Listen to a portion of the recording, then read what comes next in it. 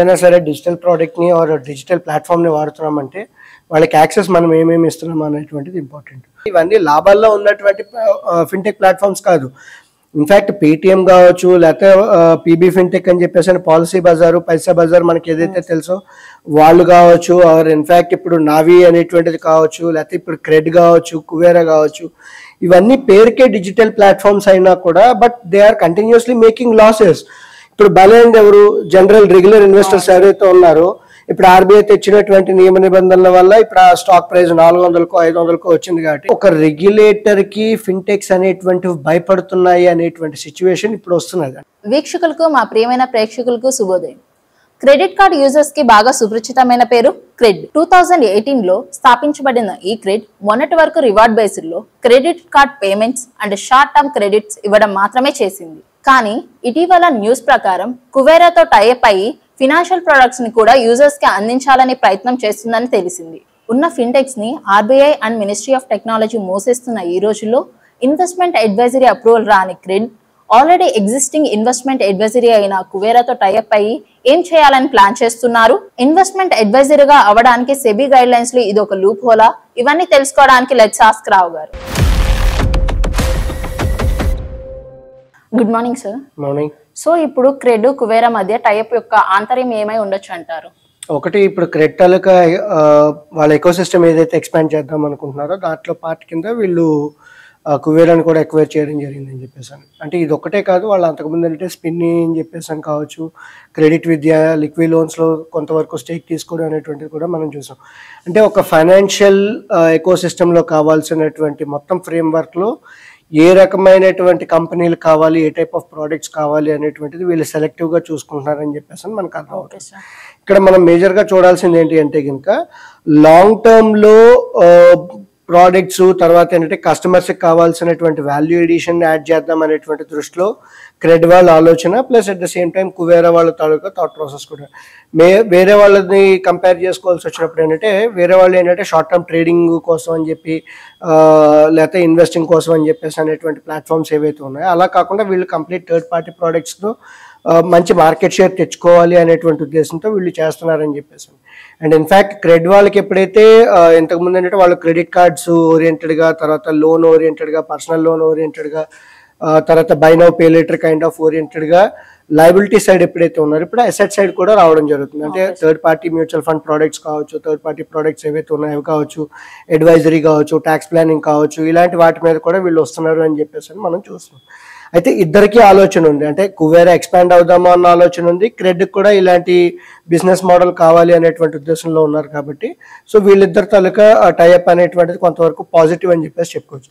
అయితే ఇక్కడ ఏంటంటే ఫైనాన్షియలీ సావీ ఇండియన్స్కి వీళ్ళు బాగా చేస్తున్నారని చెప్పేసి మనం, అంటే వీళ్ళు బాగా క్యాటర్ చేస్తున్నారని చెప్పేసి చెప్పుకోవచ్చు. అయితే ఈ ఫైనాన్షియలీ సావీ ఇండియాకి వచ్చేటప్పటికి మనం గత ఎపిసోడ్లో చూసుకునేటప్పుడు ఫైనాన్షియల్ ప్లానింగ్ అంటే తెలియదు అనేటువంటి స్పెక్ట్రమ్ ఒక ఎండ్ ఉంటే కంప్లీట్లీ డిజిటలీ ఫైనాన్షియలీ సావీ ఉన్నటువంటి స్పెక్ట్రమ్ ఒక ఎండ్. ఈ రెండిటికి మధ్య నుంచి ఒక సార్ట్ ఆఫ్ ఫైనాన్షియల్ నాలెడ్జ్ని ఎన్హాన్స్ చేస్తూ ఇంకా ఎక్కువ మందికి రీచ్ అవ్వాలి అనేటువంటి ఉద్దేశంతో ఉండుంటే చాలా బాగుండేది. అలా కాకుండా వీళ్ళు ఏంటి అంటే జెన్జీ ఎవరైతే ఉన్నారో, అంటే మీలాంటి వాళ్ళకి కొంతవరకు ఫైనాన్షియల్ ప్లానింగ్ మీద అవగాహన ఇస్తూ మంచి హ్యాబిట్స్ ఏవైతే ఉంటాయో హ్యాబిట్స్ని రివార్డ్ చేస్తూ, క్రెడ్ పాయింట్స్ కింద రివార్డ్ చేస్తూ, పాజిటివ్ హ్యాబిట్స్, ఫైనాన్షియల్ ప్లానింగ్తో పాటు వెల్త్ క్రియేషన్కి కావాల్సినటువంటి పాజిటివ్ హ్యాబిట్స్ని రివార్డ్ చేస్తున్నారని చెప్పేసి చెప్పుకోవచ్చు. సో ఓవరాల్గా వీళ్ళు చేస్తుంది మంచిదే అని చెప్పేసి అని అనుకోవచ్చు. కానీ ఈ రోజుల్లో మంచిగా ఉండేందుకు డబ్బులు పే చేసే వాళ్ళు ఎంతమంది ఉన్నారు అనేటువంటి క్వశ్చన్ వచ్చేటప్పటికి ఇప్పుడు శ్రీవల్లి డబ్బులు దాచితే నీకు ఒక రివార్డ్ పాయింట్స్ ఇస్తాము అని చెప్పేసి మనం అనుకుంటున్నాం. కానీ ముందు నిజంగా నువ్వు డబ్బులు దాస్తావా లేదా అనేటువంటి ఐడియా కావాలి. అండ్ నువ్వు దాస్తే ఎప్పుడూ నీకు రిఫండ్ వస్తుంది అనేటువంటి థాట్ ప్రాసెస్లో నువ్వు ఉండేటప్పుడు ఇప్పుడు డబ్బులు అయితే దాచావు కదా, సో ఆ థాట్ ప్రాసెస్ నుంచి నీకు రెవెన్యూ కంపెనీ సస్టైన్ అవ్వాలి అనేటువంటి మేజర్ బ్యాక్డ్రాప్ అనేటువంటిది ఇక్కడ ఉంటుంది. ఇప్పుడు కువేరా తీసుకున్నా లేకపోతే క్రెడ్ తీసుకున్నా రెండు లాస్ మేకింగ్ కంపెనీసే. ఇప్పుడు కువేరాకి ఏంటి అంటే కనుక లాస్ట్ ఇయర్ ఆల్మోస్ట్ వాళ్ళకి 4 కోట్ల వరకు రెవెన్యూ అనేటువంటిది రావడం జరిగింది. 4 కోట్ల వరకు లాసెస్ అనేటువంటివి రావడం జరిగింది. వాళ్ళకి రెవెన్యూ చూసుకుంటే 90 లక్షలు. సో 90 లక్షల ఆదాయం వచ్చినా కూడా 4 కోట్ల లాస్ అనేటువంటిది కువేరాలో ఉండడం జరిగింది. క్రెడిట్ సంగతికి వచ్చేటప్పటికైతే 1400 కోట్లు రెవెన్యూ వచ్చినా మళ్ళీ 1350 కోట్ల రూపాయలు లాస్ అనేటువంటి చూడడం జరిగింది. అంటే ఏంటి, మొత్తం 2800 కోట్లు ఖర్చుల కింద అయ్యాయి. యాడ్ స్పెండ్స్ కావచ్చు, మార్కెటింగ్ కాస్ట్ కింద కావచ్చు, టీమ్ తాలూకా కాస్ట్ కింద కావచ్చు. సో ఈ లాస్ మేకింగ్ ఏదైతే ఉందో ఆ బిజినెస్ మోడల్ అనేటువంటిది మారితేనే కానీ ఆ కంపెనీలు అనేటువంటివి సస్టైన్ కావు అని చెప్పేసి మనం చెప్పుకోవచ్చు. అండ్ ఇంకొకటి, ఇప్పుడు వీళ్ళకు ఉన్నటువంటి థాట్ ప్రాసెస్లో క్రెడిట్ వాళ్ళు కావచ్చు, కువేరక్ కావచ్చు, వాళ్ళు కూడా స్టాక్ బ్రోకింగ్లోకి ఎంటర్ అవుదామని చెప్పేసి చూస్తున్నారు. ఆల్రెడీ ఎగ్జిస్టింగ్ స్టాక్ బ్రోకింగ్లో ఉన్నటువంటి కంపెనీలో బోల్డ్ ఉన్నాయి. అందులో కొన్ని లాస్ మేకింగ్లో ఉన్నాయి, కొన్ని ప్రాఫిట్ మేకింగ్లో ఉన్నాయి. సో ఇప్పుడు వీళ్ళు లాస్ మేకింగర్స్ వచ్చి తర్వాత వీళ్ళు కూడా స్టాక్ బ్రోకింగ్ లోకి వద్దామంటే, ఇప్పుడు పేటిఎం మనీ ఉంది, వాళ్ళకి ఆల్రెడీ స్టాక్ బ్రోకింగ్ యూనిట్ ఉంది. సో అందులో ఆల్రెడీ అది లాస్ మేకింగ్ కింద మనం చూస్తున్నాం. సో ఇప్పుడు కొత్త వాడు మళ్ళీ వచ్చి స్టాక్ బ్రోకింగ్ లోకి ఎంటర్ అయితే ఆల్రెడీ వీళ్ళు నష్టాల్లో ఉన్నారు. ఇప్పుడు ఇంకొక యూనిట్ ని యాడ్ చేసుకుంటే అది కూడా నష్టాల్లోనే ఉంటది. కాబట్టి సో వీళ్ళ తాలూకా సస్టైనబిలిటీ ఎలా ఉంటుంది, లాంగ్ రన్ లో ఎలా పనిచేస్తారు, ఇవన్నీ కూడా ఏంటి అంటే హాట్ మనీ, హెలికాప్టర్ మనీ ఉండేటప్పుడు ఏర్పరచుకున్నటువంటి బిజినెస్లు అవే సైకాలజీతో, అవే మైండ్ సెట్తో వ్యాపారాలు అనేవి రన్ చేస్తున్నారు. వీళ్ళ థాట్ ప్రాసెస్ ఏంటి అంటే, నేను యాడ్స్ రన్ చేస్తాను, గూగుల్ యాడ్స్, యూట్యూబ్ యాడ్స్ ఏవో రన్ చేస్తాను, అక్కడ నుంచి నాకు క్లయింట్ ఏదైనా వస్తే ఇంకా క్లయింట్ ద్వారా నాకు రెవెన్యూ వస్తుంది అనేటువంటి థాట్ ప్రాసెస్లో ఈ కంపెనీలు అనేవి రన్ అవుతుంటాయి. బట్ వాటి వల్ల వచ్చేటువంటి రెవెన్యూ చాలా తక్కువ అని చెప్పేసి గత 3 ఏళ్ళు బట్టి చూసుకుంటే వీళ్ళకి వచ్చినటువంటి రెవెన్యూ మనకు అర్థమవుతుంది. అయితే ఇక్కడ వీళ్ళకు ఉన్నటువంటి ప్రోడక్ట్ సెగ్మెంట్ చూసుకున్నా కూడా దాని నుంచి పెద్దగా రావట్లేదు. ఎందుకంటే మ్యూచువల్ ఫండ్స్ ని వీళ్ళు పెద్దగా అమ్ముతున్నారు. ఆ మ్యూచువల్ ఫండ్స్ నుంచి వచ్చే రెవెన్యూ కూడా చాలా తక్కువ. ఇప్పుడు శ్రీవల్లిలో ఒక 5,000 రూపాయలు ఎస్ఐపి ఓపెన్ చేస్తే కంపెనీకి వచ్చేదంతా మహా వస్తే 50 రూపాయలు 100 రూపాయలు వస్తుంది.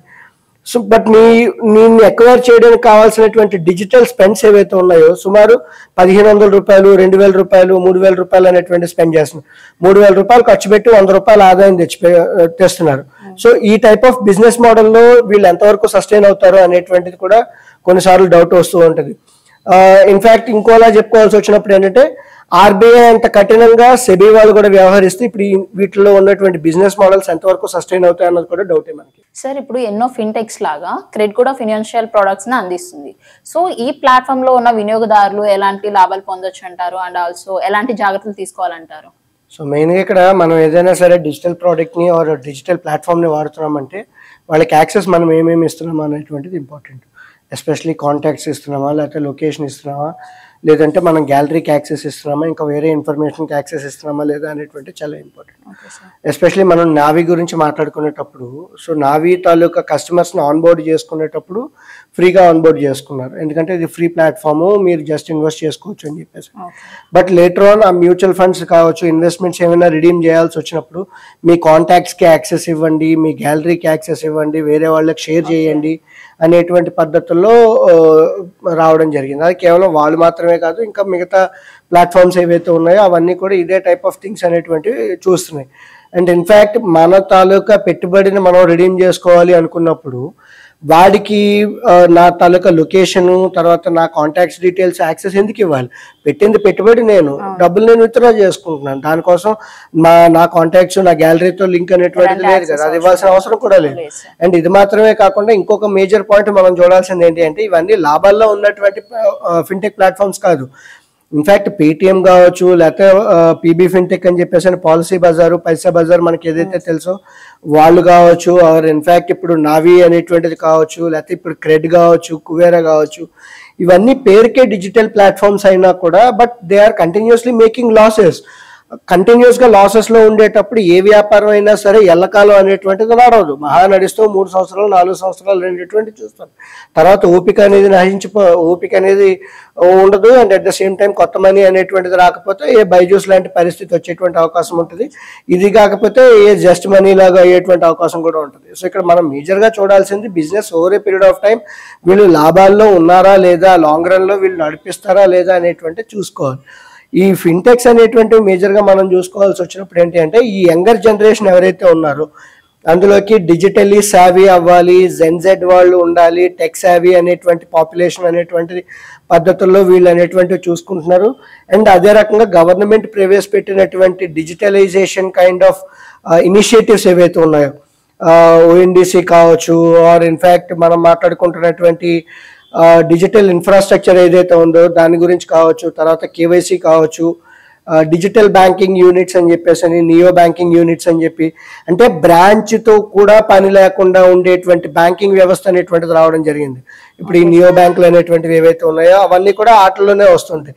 నెక్స్ట్ అకౌంట్ అగ్రిగేటర్ ఫ్రేమ్వర్క్ అని చెప్పేసి అని, ఒక చిన్న ఓటీపీ ద్వారా నీకు ఏ రకమైనటువంటి ఆస్తులు ఉన్నాయి, అప్పులు ఉన్నాయి, ఇన్సూరెన్స్ ఏముంది, ఎన్పిఎస్ ఏముంది, ప్రావిడెంట్ ఫండ్లో ఎంత బ్యాలెన్స్ ఉంది, లాస్ట్ ఇయర్లో ఎంత ట్యాక్స్ కట్టావు అనేటువంటిది ఒక సింగిల్ ఓటీపీలో సింగిల్ స్క్రీన్ మీద చూసుకునేటువంటి ఫ్రేమ్వర్క్ అనేటువంటిది వచ్చింది. సో ఈ తాలూకా ఫిన్టెక్స్ ఏవైతే ఉన్నాయో ఇవన్నీ కూడా వీటి మీద నిలబడి చేద్దాం అనేటువంటి పద్ధతుల్లో చూస్తున్నాయి. అండ్ అందులోకి పోనీ ఓకే ఈ ఫ్రేమ్వర్క్ వాడుకుంటున్నారు సరే, కానీ అలా అని చెప్పి ఇవి లాభాల్లో ఉంటే ఓకే మనకి కూడా కాన్ఫిడెన్స్ వస్తుంది, ఓకే ఈ కంపెనీ దివాలా తీయకుండా ఉంటుంది, రేపు పొద్దున్న ఏదైనా ప్రాబ్లం వచ్చినా కూడా నిలబడగలదు అని. వీళ్ళే నష్టాల్లో ఉన్నారు, అంటే బయట నుంచి తెచ్చిన డబ్బులు కూడా వీళ్ళు కాలుస్తున్నారు. అట్ ద సేమ్ టైం ఇప్పుడు ఆర్బీఐ పేటిఎం మీద పెట్టినటువంటి నియమ నిబంధనలు కానీ లేకపోతే సెబీ వాళ్ళు వీళ్ళ మీద ఏమైనా సరే ఒకసారి కొరడా చూపిస్తే కనుక ఒక్కసారి వీళ్ళందరికీ కూడా తాకలేస్తుంది.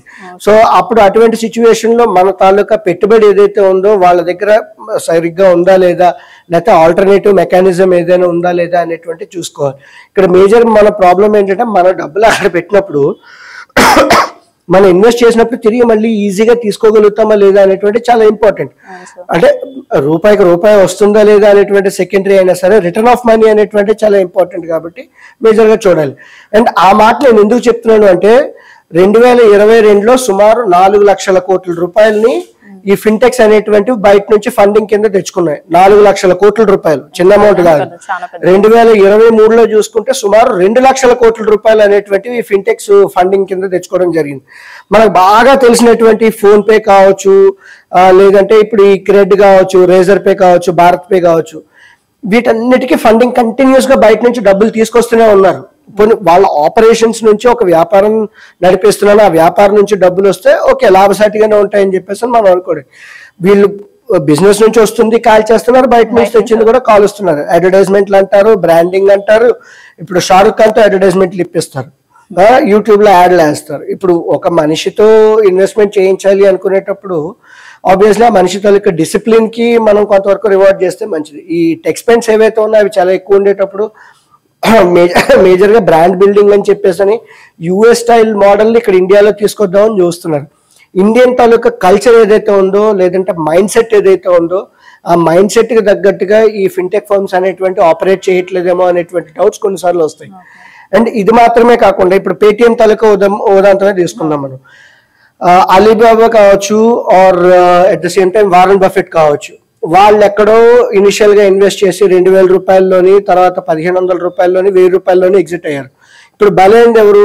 జనరల్ రెగ్యులర్ ఇన్వెస్టర్స్ ఎవరైతే ఉన్నారో ఇప్పుడు ఆర్బీఐ తెచ్చినటువంటి నియమ నిబంధనల వల్ల ఇప్పుడు ఆ స్టాక్ ప్రైస్ 400కో 500కో వచ్చింది కాబట్టి నష్టపోయింది ఎవరు? అల్టిమేట్ గా రెగ్యులర్ ఇన్వెస్టర్స్ ఎవరైతే ఉన్నారో వాళ్ళు నష్టపోవడం జరిగింది.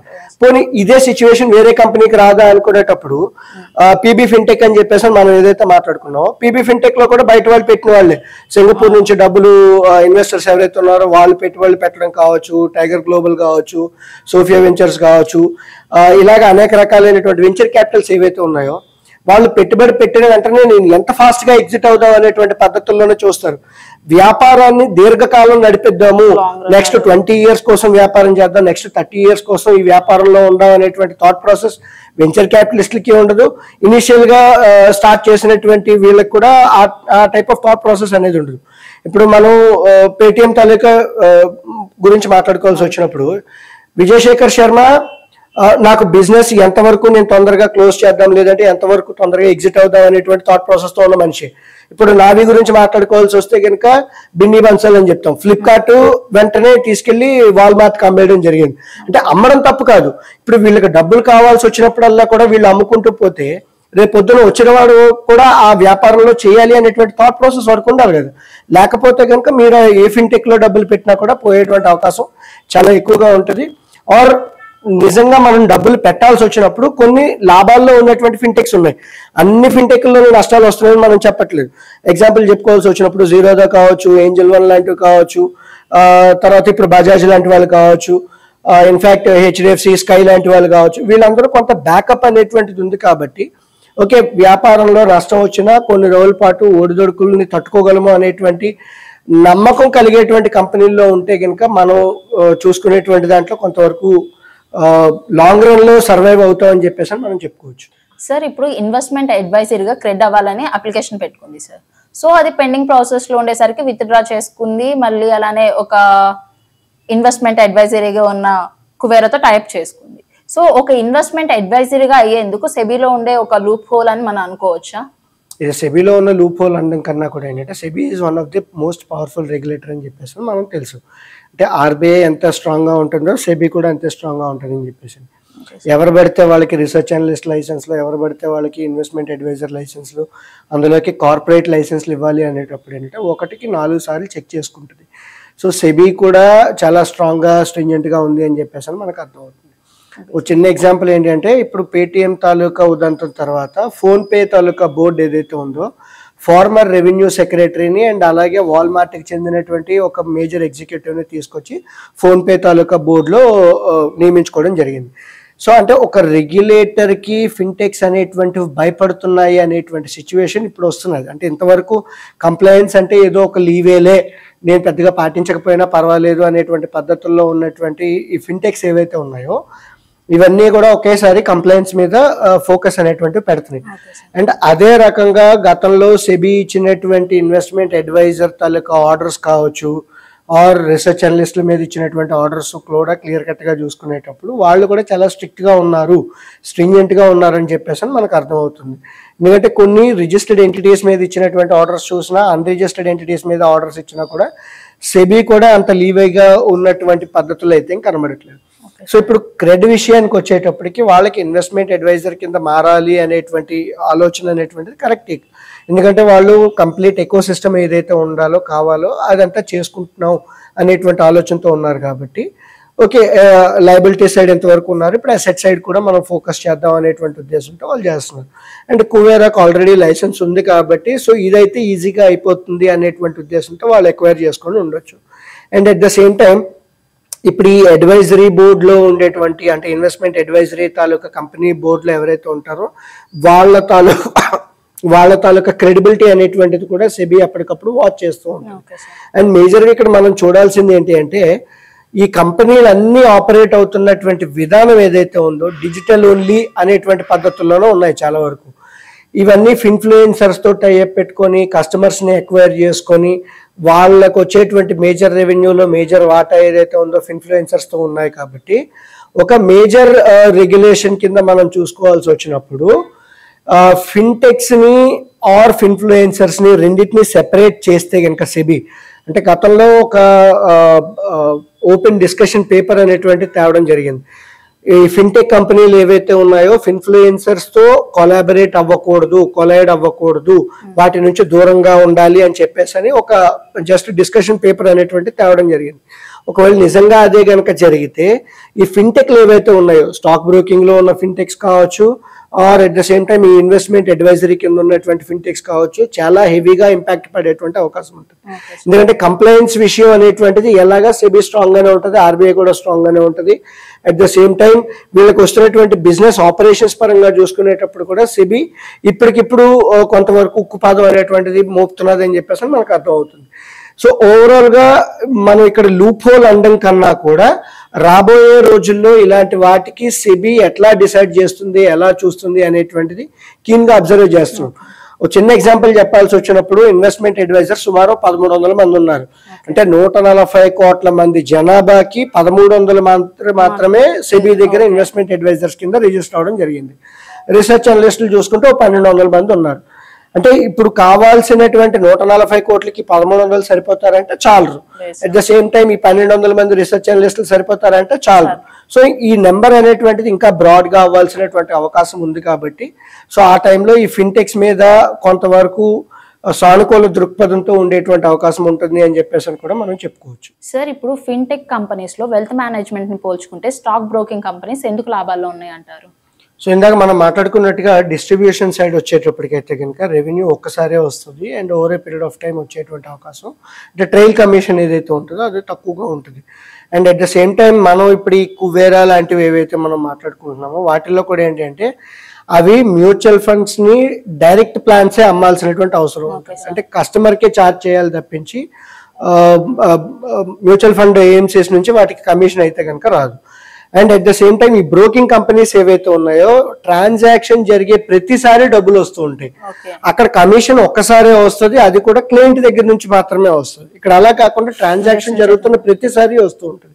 సో చర్న్ ఆఫ్ క్యాపిటల్ అంటాం, అంటే క్యాపిటల్ ని ఎంత ఫాస్ట్ గా మనం చర్న్ చేస్తున్నాం అన్న దాన్ని బట్టి వీళ్ళ తాలూకా రెవెన్యూస్ కూడా ఆధారపడి ఉంటాయని చెప్పేసి. చిన్న ఎగ్జాంపుల్ మనం తీసుకోవాల్సి వచ్చినప్పుడు జీరోదా కావచ్చు, గ్రో కావచ్చు, అప్ స్టాక్ కావచ్చు, ఎం స్టాక్ కావచ్చు, ఆర్ యాక్సిస్ వాళ్ళది కావచ్చు, ఆర్ కొటక్ చెర్రీ కావచ్చు, ఇన్ఫ్యాక్ట్ ఇప్పుడు కొత్తగా వచ్చినటువంటి హెచ్డిఎఫ్సి స్కైది ఏదైతే ఉందో ఇవన్నీ కూడా ఏంటి అంటే కనుక కేవలం బ్రోకింగ్ బేస్డ్ మాత్రమే ఉన్నాయని చెప్పేసి. ఈ బ్రోకింగ్ బేస్డ్ లో కూడా కొన్ని ట్రెడిషనల్ బ్రోకింగ్ ఫర్మ్ తో పాటు డిస్కౌంటెడ్ సర్వీసెస్ ఇస్తున్నటువంటివి కూడా ఉన్నాయి. ఇంకొన్ని ఏంటి అంటే కనుక కేవలం డిస్కౌంటెడ్ సర్వీసెస్ ఇస్తున్నాయి. ఇది డిస్కౌంటెడ్ ప్లస్ ట్రెడిషనల్ బ్రోకింగ్ ఉన్నాయి. కొన్ని ఏంటంటే కేవలం డిస్కౌంటెడ్ కింద ఉన్నాయి. కేవలం డిస్కౌంటెడ్ కింద వచ్చేటప్పటికి ఏంటి అంటే కనుక you will get your Zerodha కావచ్చు, అప్ స్టాక్ కావచ్చు, గ్రో కావచ్చు, ఇవన్నీ ఏంటంటే టెక్నాలజీ మీద ఆధారపడి ఉంటాయి. బట్ ఈ ట్రెడిషనల్ ప్లస్ డిస్కౌంటెడ్ కింద వచ్చేటప్పటికి ఏంటంటే వాళ్ళకి బ్రాంచ్ నెట్వర్క్ ఉంటుంది. బ్రాంచ్ నెట్వర్క్ తో పాటు టెక్నాలజీని కూడా యాడ్ చేస్తుంటారు. హెచ్డిఎఫ్సి కానీ లేదంటే కోటక్ వాళ్ళది కావచ్చు, ఆర్ ఇన్ఫ్యాక్ట్ మోతిలాల్ ఒస్వాల్ లాంటివి కావచ్చు, ఏంజల్ వన్ లాంటి వాళ్ళు కావచ్చు, ఆనంద్ రాఠీ లాంటి వాళ్ళు కావచ్చు. సో వీళ్ళ తాలూకా ప్రాఫిటబిలిటీ ఎందుకు ఎక్కువగా ఉంటుంది అంటే కస్టమర్తో రిలేషన్షిప్ అనేటువంటిది ఎక్కువ రోజులు ఎక్కువ సమయం అనేటువంటిది ఉంటుంది. సో కస్టమర్ ఎక్కడైనా స్ట్రక్ అయినా కూడా వీళ్ళు ఇచ్చేటువంటి గైడ్ లైన్స్తో పాటు సలహాలు సూచనలతో పాటు వాళ్ళకి కావాల్సినటువంటి రెవెన్యూని over a period of time పెంచుకునేటువంటి అవకాశం ఉంటుంది. బట్ అదే జీరో దాకా వచ్చేటప్పటికి ఏంటి అంటే కనుక వాళ్ళ సర్వర్స్ డౌన్ అయిపోయినా కాల్ చేసి ట్రేడ్ చేయాల్సి వస్తే దానికో 20 రూపాయలు పెట్టుకోవాల్సినటువంటి అవసరం ఉంటుంది. అలా కాకుండా ఈ ట్రెడిషనల్ ప్లస్ డిస్కౌంటెడ్ కింద ఉండే వాటిలో ఏంటి అంటే ఒక రిలేషన్షిప్ మేనేజర్ లాంటి వాళ్ళు ఉంటారు.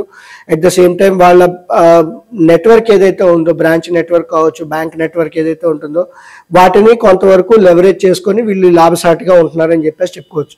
సో ఇక్కడ మనం మాట్లాడుకున్నది వెల్త్ మేనేజ్మెంట్ ఫర్మ్స్ కి రెవెన్యూస్ ఒకసారి తక్కువగా వస్తుంది. బ్రోకింగ్ ఫర్మ్స్ కి ఏవైతే ఉన్నాయో రెవెన్యూస్ కంటిన్యూస్ గా వస్తాయని చెప్పేసి మనం మాట్లాడుకున్నాం.